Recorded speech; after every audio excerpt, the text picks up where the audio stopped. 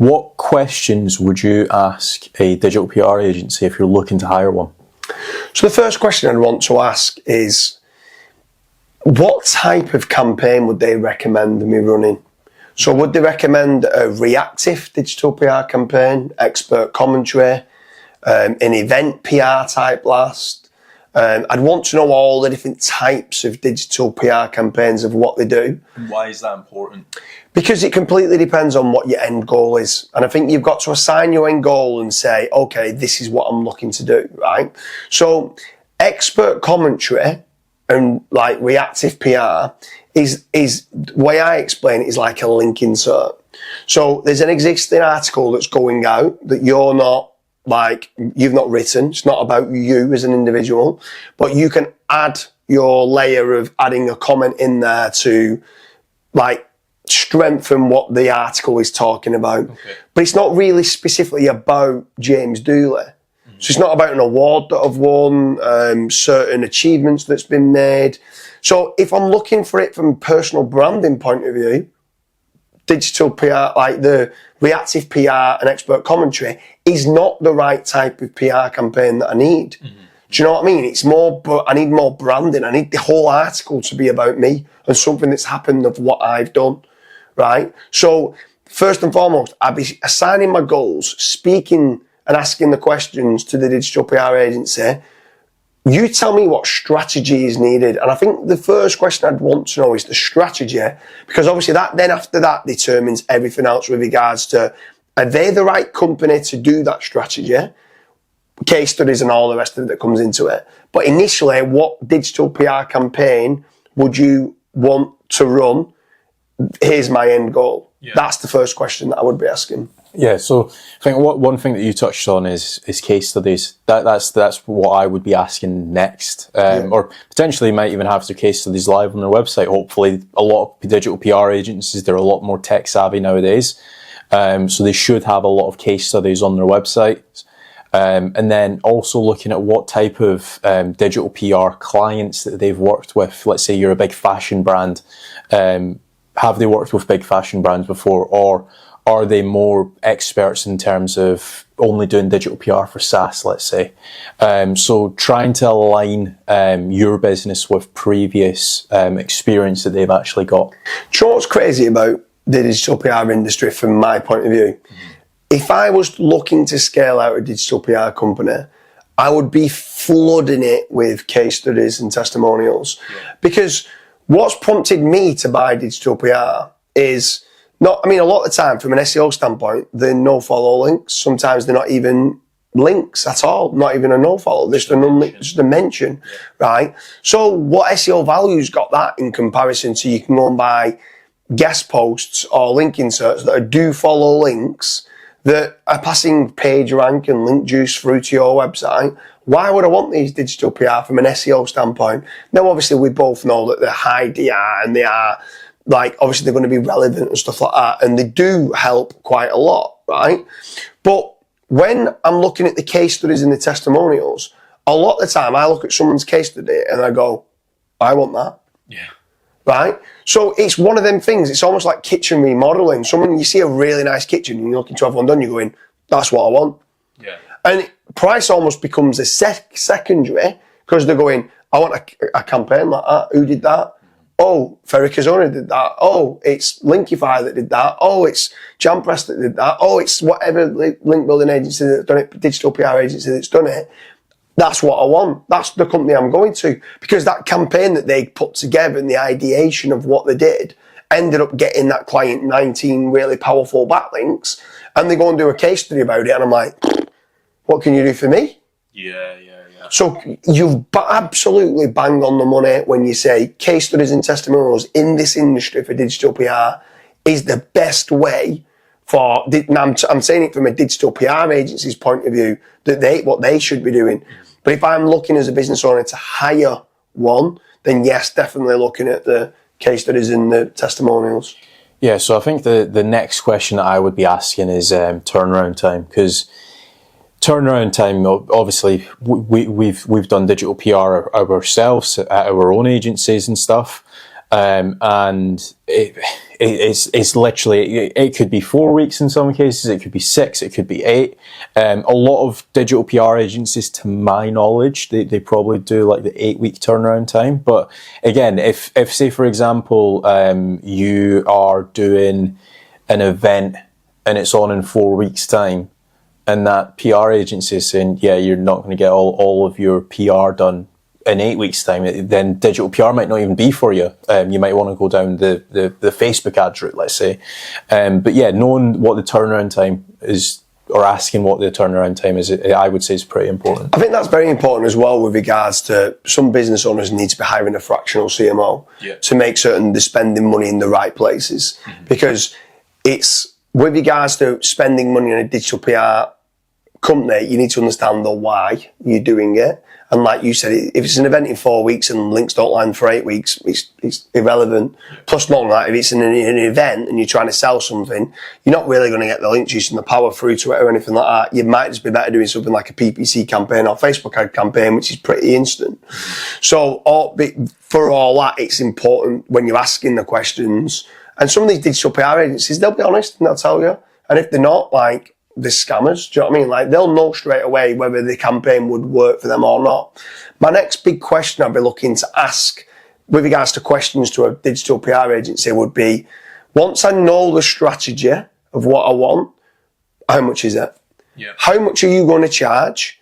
And is there any sort of guarantees put in place? Or is there any discounts that I might be able to get? That kind of all comes in together with choosing to see who I feel the best digital PR agency is for best value for money. So there might be one digital PR agency that's absolutely brilliant at branding, but then I might not use them for reactive PR.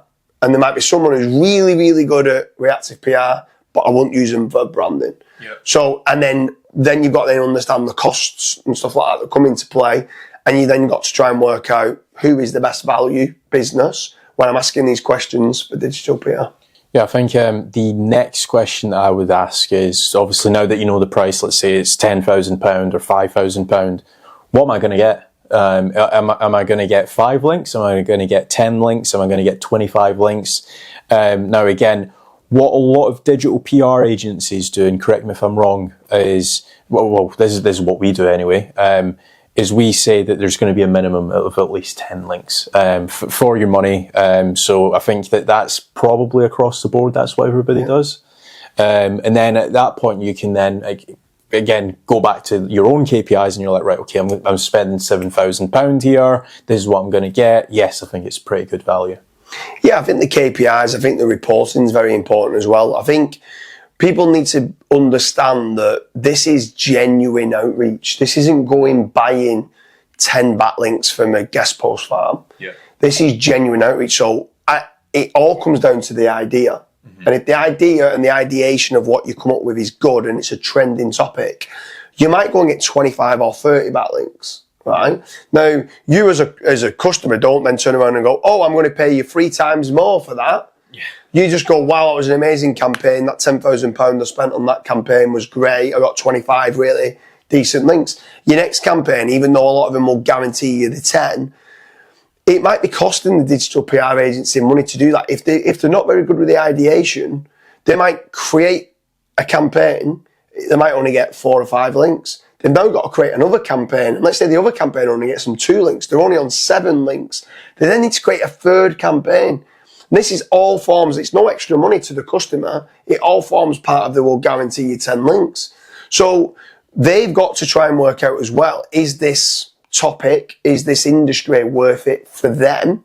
And this is where you've got to ask the right questions and negotiate with each other to say, it's fine you saying you want something cheap, but then you want 50 links. This isn't going to work for us. Yeah. And you've got to have that reciprocal relationship of understanding what is the right price point for you to get the best bang for your buck that's still worth it for the digital PR agency. So have the time and the effort to come up with the ideation that enables them to do a good campaign. What about tools? Obviously, you've got different tools. You've got Prowly.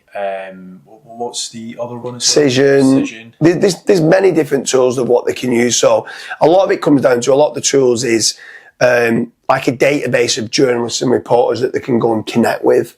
Some of the best digital PR agencies, when we go back about the case studies and the testimonials, they've got the actual relationships. It's fine saying, oh, I use Prowly, oh, I use Cision, oh, I use this tool that's got 15,000 reporters in the database. That's absolutely fine. But if you don't have a relationship with that reporter or journalists, you might not be able to get that article put in. These digital PR agencies are working day in, day out with the journalists. They're providing good quality content, coming up with great ideas, which makes that journalist and reporter look good. They're naturally going to go back to that digital PR agency and say, have you got anything else for me? I'm hungry for content. I need to be publishing more. Have you got something for me? Me popping up, it's James Dooley here, and I've got an article about this, and it's like, sling it. It's going straight in the junk, and they'll probably delete it. Yeah. Do you know what I mean? Building relationships, and this forms part of within everything within business. You've got to form those relationships, and the digital PR agencies do it, and they do it great. And this is why they are worth the weight in gold. They are worth outsourcing to a quality digital PR agency. But again, it's about asking the right questions to find which ones are quality, because there is some cowboys out there. Yeah. There's certain people that are charging £10,000 for a campaign with zero guarantees on any links. Zero guarantees. So you'll find them, go and search them online, and they might go, guarantee you 2 links and it's 10 grand the campaign. There's some of them out there for 5, 6, 7,000 that guarantee the 10. So them at 10,000 that guarantee 2 is like, I don't know a minute, I'm not getting best bang for my buck. Yeah. But you've got to try and work out who it is, what case studies look good, are they a reputable company, have they been around a while? It's fine. Dooley's PR rocks up and says, oh, it's £4 grand for a campaign, I'll guarantee you 10 links. No case studies, no digital PR, and I go take everyone's money and run off. Yeah. And I go bump. Do you know what I mean? You've got to have that reputation and that brand that they've been around a while, that if something does go wrong, and sometimes it can. So imagine you go and do a campaign and they use an exact match anchor. And it goes and gets syndicated and you're like, oh God, what have you done? And they might, because they've got the relationship, they might be able to go back and fix the problem. They're not going to run away from it going, well, you didn't give me any anchor text. You're like, you've just done an exact match money keyword anchor. I wanted it being branded or naked URL. So they will work with you and they won't run away from potential problems that might occur. Yeah, I think the last question that I would be asking is, do I get a dedicated account manager? Or maybe not a dedicated account manager, because maybe for the first 4 weeks there's not even much communication, but just an account manager that will keep me up to date. Because let's say, for example, in weeks 1 to 4, it might be like the ideation process. So they might be coming up with a strategy to actually pitch to some of these journalists. Okay, now that they've done that, do I receive an email? Just to basically keep me up to date, where the actual progress is up to. And then not only that as well, is if you're a digital PR agency watching this, you might want your account managers going back to previous clients that you've actually had, because in certain times of the year, it's easier to land certain links. So for example, if Valentine's Day is coming up, you might say, well, actually, we've got this gift website that does gifts and cards. Why don't we get one of our account managers to reach out saying, hiya, Steve, Valentine's Day is coming up and we reckon we can get you a lot of links because of the actual time of the year. So yeah, I think an account manager of some sort will definitely help. Yeah, for sure. I mean, I hope you like the video for all the different questions that we would be asking before hiring a digital PR agency. I use several different companies. We've got Search.ru that does provide digital PR. Kazra, you've used a dozen different ones. We've done a lot of testing. I think the easiest thing is, instead of us saying at present who we feel is the best digital PR agency, there's so many different nuances depending on the niche. Reach out, drop us a message, follow us on, whether it's on Twitter, on LinkedIn, check out our videos, go over to FatRank and fill in a form and ask us who we feel is the best digital PR agency specifically for your niche and who you're doing it. Me and Kazra are both doing fractional CMOs for a lot of different companies, and I might recommend a digital PR agency for gambling, and you might recommend someone completely different for Shopify. Yeah. So, and which is fine, and at the time, I might be recommending one, and in 6 months' time, they might be overloaded with business, and I might say, do you know what? I don't think they're delivering as well as what it is. And this is where even us, we're still to this day, we're asking questions to all of these digital PR agencies for us to make certain who's the best today. Because who's the best today might not be the best tomorrow. And you've always got to remember that as well. So you can always go back to certain ones who you feel you might have been let down to and say, have they improved their systems and processes? I think that's probably the best reason of saying why you should be asking questions to digital PR companies. Yeah, definitely. If you guys have enjoyed this video, please remember to leave a like and also just drop a comment as well.